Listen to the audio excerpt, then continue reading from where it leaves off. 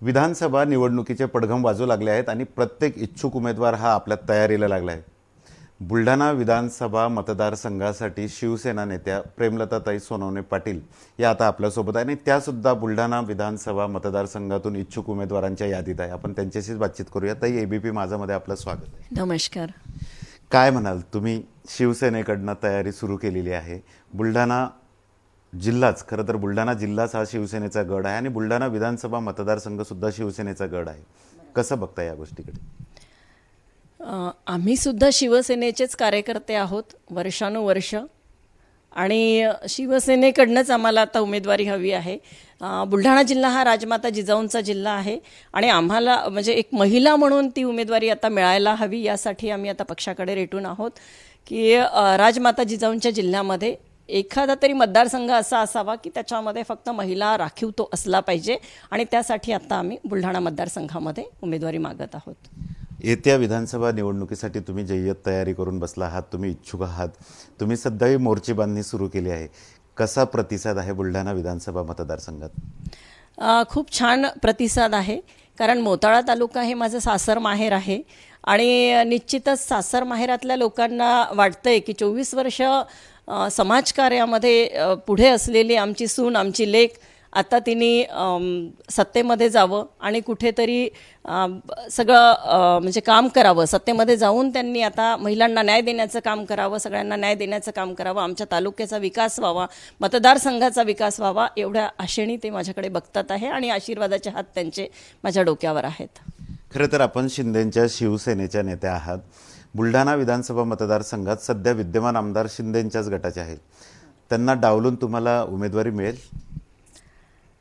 आम्ही पक्षाकडे मागतो आहे, कारण पक्षश्रेष्ठींकडे आम्ही उमेदवारी मागतोय ती एक महिला म्हणून आणि 24 वर्षाचं आमचं जे सोशल वर्क आहे, बरेच वर्षापासून आम्ही महिलांसाठी काम करतो आहे, शेतकऱ्यांसाठी काम करतो आहे, अनेकविध आंदोलने आम्ही त्याच्यासाठी केलेली आहे, जिल्ह्यामध्ये दारूबंदी व्हावी याच्यासाठी सुद्धा काम केलेलं आहे, अनेक महिलांना आम्ही रोजगार मिळवून दिलेला आहे। म्हणजे जे काम खूप चांगल्या पद्धतीने मतदारसंघामध्ये व्हायला पाहिजे त्या पद्धतीने आम्ही ते काम करतो आहोत। त्याच्यामुळे निश्चितच जर म्हणजे इच्छुक तर असू शकतो आणि उमेदवारी पण मागतोच आहे। पक्ष काय निर्णय घेतात, म्हणजे आमची उमेदवारी आता शिवसेनेच्याच उमेदवारीवरती आम्हाला लढायचं आहे आणि हाच आमचं त्यांच्याकडे मागणी आहे। आता तुम्ही पक्षाकडे मागणी केलेली आहे, परंतु पक्षाने जर तुमची उमेदवारी नाही दिली तर काय करणार? उमेदवारी मागितलेली आहे आणि विधानसभा मतदारसंघामध्ये मोर्चे बांधणी पण सुरू झालेली आहे। मोताळा बुलढाणा हे माझं सासर माहेर आहे, त्याच्यामुळे तिथे पण मला चांगला स्कोप मिळतो आहे, चांगले आशीर्वाद मला त्या लोकांचे आहेत सगळ्यांचे आणि विशेषतः अस्तित्व संघटनेच्या महिलांची आणि जनतेची, ज्यांच्यासाठी इतके वर्ष काम केलेलं आहे, या सगळ्यांची इच्छा आहे की मी आता लढावं आणि म्हणूनच आता आम्ही ते लढणार आहोत। तिथे शिवसेनेने नाहीच दिली उमेदवारी तर काय करणार?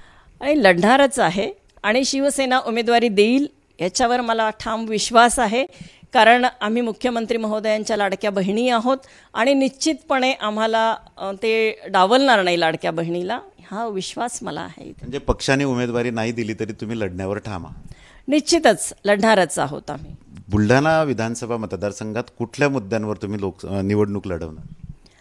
मोताळा आणि बुलढाण्यामध्ये पाहिजे तसा विकास अजूनही झालेला नाही।